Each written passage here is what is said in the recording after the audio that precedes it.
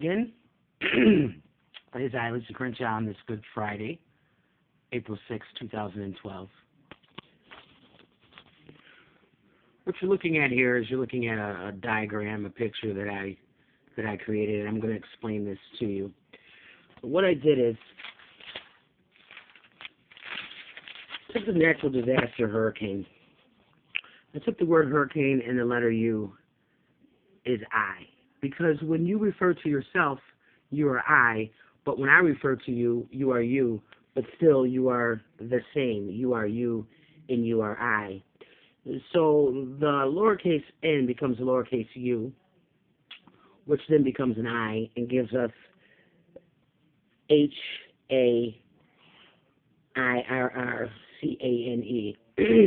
Because the R is repetitive, we remove one of the R's here, and then we have the letters H-A-I-R-C-A-N-E, which is hurricane.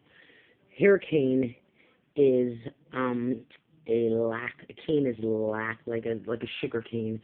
It is a lock. It is a twist. So the hurricane is just another name for tornado.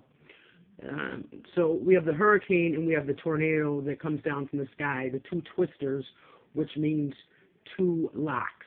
The hurricane, even though it blows, it's wind that blows, it is a lock. It is a tornado. So hurricane and tornado is two twisters, two locks. They are the two locks of God. And what I did is I took one lock and I took the other lock. But then I thought about the natural disaster of an earthquake. So I put the Earth's crust on top of the two locks, and then I simulated it, the earth quaking.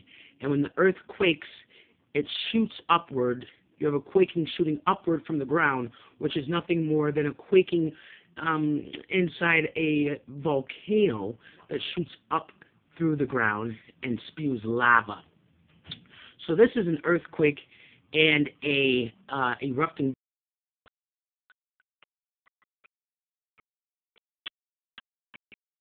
So the four disasters are represented: earthquake, volcano, hurricane, tornado. So you can see how I did that. And then a picture starts to emerge. So what I did is I made the picture larger. I did the Earth's crust here. And the earthquake is a quaking that shoots up from the Earth's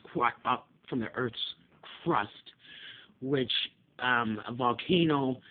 It's a quaking with inside the depths of the volcano, which shoots up the earth, and then it spews out lava, and it drips lava down the side of the volcano. And what I did is I put one of God's locks, one of the twisters, one of the tornadoes here, and the other twister, the other tornado there. And then what you have is you have the four. You have a hurricane, a tornado, a earthquake, and an erupting volcano. So there's the picture of that right here. And I put a little face on there. So then I noticed something. I turned the picture around and I saw a face. I saw the two locks, two red locks here. I saw a nose. I saw two eyes. I saw a mustache. And I saw a beard. And I zoomed out, and it appeared to me to look like the Shroud of Turin, the face on the Shroud of Turin, and the Shroud of Turin being the so-called burial cloth of Christ. Then when I looked at the image on top of the head, I didn't understand what that was, what that meant.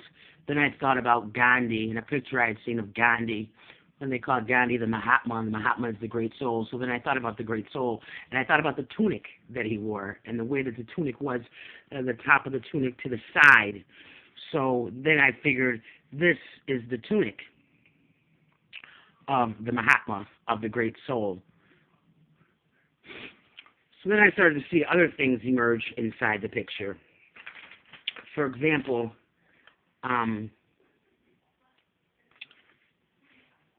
I started to see things like the Shroud of Turin emerge. I saw the quaking area here of the earthquake representing Jesus praying so hard that he sweat droplets of blood. So this represents Jesus praying so hard. Then I also saw this as representing the red dot of the Hindus, which they wear in the middle of their forehead. Then I realized my video what the red dot in the middle of the forehead meant. So then I saw this as the mark of the beast in the middle of the forehead. I also saw